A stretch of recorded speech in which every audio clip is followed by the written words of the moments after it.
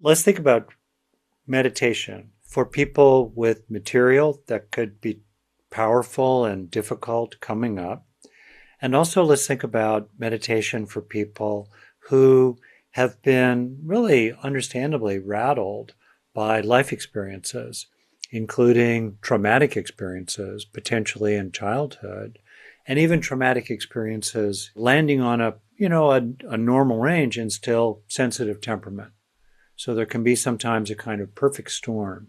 It's really important to take into account, by the way, that what really matters so much in life is fit. I think a lot about, as my wife knows, sort of the immediacy of the fit between me and my environment. Like, is my shirt too small? Or, what's the distance between me and the steering wheel of the car? Or do I like my monitor, my computer monitor? So much of life is about local. Local.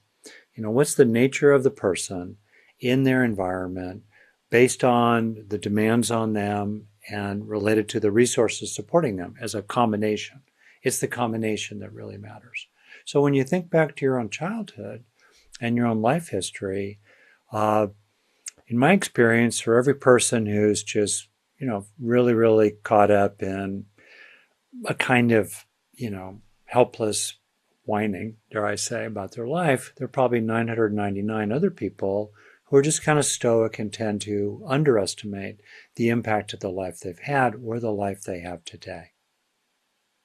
So what's important to pay attention to? All that said, if we're engaging in contemplative practice and we're dealing with the material that could be challenging, and we maybe are also dealing with the impact of that previous life material on our capacities to regulate ourselves and to stay present with difficult material arising, we can be attentive to and careful about both of those. We can be thoughtful about how we are with the material that might come bubbling up from, let's say, childhood trauma. And we can think about and reflect about and do something about the ways in which we may have been pretty rattled and sensitized, for example, to negative experiences, and had certain kinds of internalized regulatory systems that would be developed through kind of normal, quote unquote, good enough childhood, such as the internalized sense of others who care about us, which then, as it's internalized, we're more able to manage difficult material. So you see, it's kind of it's a twofer. There are two things to pay attention to here. Okay. So then what to do about it? So first and foremost, you want to play the long game to win. In other words, rather than white-knuckling your way into the fire, kind of like Kane in the early Kung Fu TV shows, grabbing the red-hot, brazier full of coals to, scar the dragons on the inside of his forearms. No. Take your time. To borrow a term from Peter Levine and somatic experiencing, you can swing like a pendulum. You can pendulate, swing into the material, swing back out of the material. So it's really important to draw on, and I think the Buddhist teachings around steadiness of mind are extremely helpful here, to draw on a growing capacity to stay in place with whatever is arising. It's really important to just kind of focus on steadiness of mind. A lot of people in meditation world in the West get dumped into the deep end of the pool before they've really trained in stability of attention. And ways into that are doing things like pick an object of attention that's moderately stimulating, enough to keep you engaged, but not so stimulating that you don't have to build up your steadiness of mind muscles, such as the sensations of breathing, or even sensations of breathing in one place, like around your upper lip and nose. Or if breathing is an issue, think about a word, a mantra, an image, or a broad feeling like loving kindness. So you pick something and you become you just are muscular. And typically for shorter meditation periods, for a minute in a row, you say, I'm going to stay present with every single breath from beginning all the way along the course of the inhalation, and then applying attention to the beginning of the exhalation and sustaining attention throughout that course over and over and over again. 1 minute, depending on how rapidly you breathe, could be 7, 6, 8, 4, breaths. And then see if you can do that for 2 minutes in a row. How about 5 minutes in a row? If you like, you can help yourself by counting each breath, counting up to 4 and starting over, or counting down from 4, or if you're ambitious, using longer counts, bigger counts, like count up to 10 or count down from 10.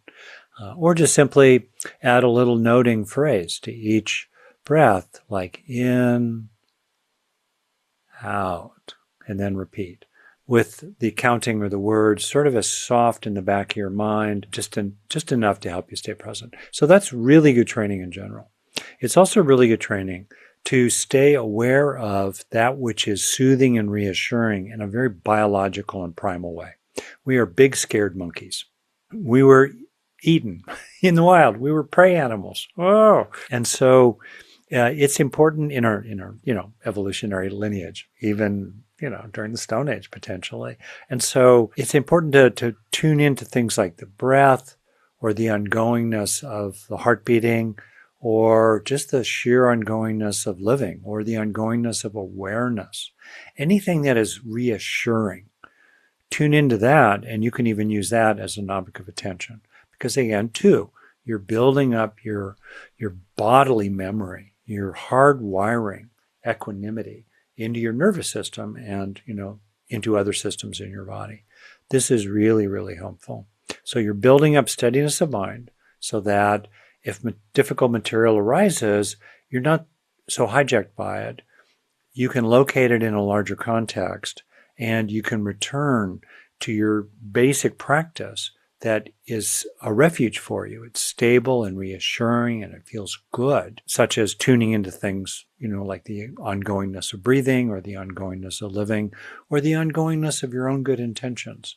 One of the casualties of trauma is that we can lose touch with our own goodness, which is like a second casualty. Bad enough that we were mistreated, and sad to add insult to injury, that weirdly we can lose touch with our own goodness. So reclaiming and asserting a stand for your own inherent goodness and helping yourself feel it increasingly with greater and greater depth inside is very important. And that also is a real good resource for dealing with difficult material. I'll just say to finish here, if you want, I think there are many kinds of meditation, and my own view about it is that it's great to train in extremely bare bones forms of practice, like pure open awareness, choiceless awareness. It's sometimes called in the Vipassana Southeast Asian tradition, or think of Shikantaza, just sitting, kind of Dogen style meditation. You're just minimally present. Fantastic stuff. And whatever arises and passes away, and that's great. And there's a lot to be said for using the opportunity in meditative moments, times you set aside for formal practice, to use them as opportunities to really encouraging the establishing in you of ways of being you'd like to strengthen inside yourself and develop more as habits, the habits of your heart. So in meditative practice, knowing that you have this material from painful experiences earlier in adulthood, or going all the way back to childhood, you can, if you want, and you're able to do it, you can draw on what I call linking in the rubric or framework of the HEAL process, HEAL. That's a fundamental framework of ways to deliberately change your brain for the better.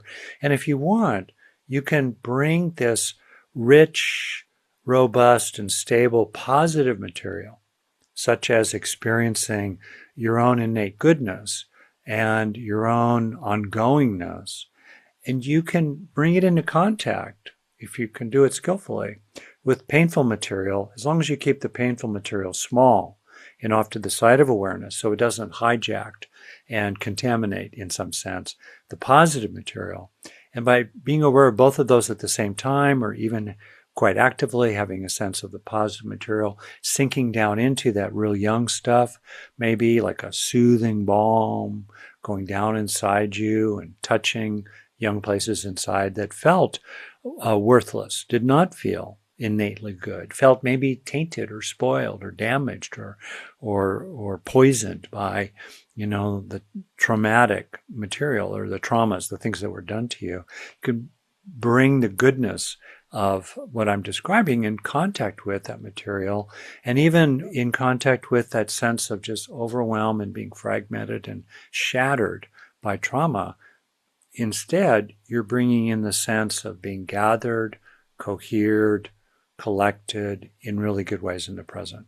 That's a form of linking. You're aware of two things at once, keeping the positive bigger than the negative. And if you get hijacked by the negative, just drop it and go back to your increasingly well-trained refuge inside yourself of steadiness of mind in contact with numerous beautiful good things. So over time, in effect, then, completing my answer here, in terms of these two things you're dealing with, the material and the capabilities related to the material, in what I'm describing, you're both improving your capabilities related to painful psychological material, and you can gradually, if you like, and it works for you, you can gradually heal some, if not a lot of, that material as well.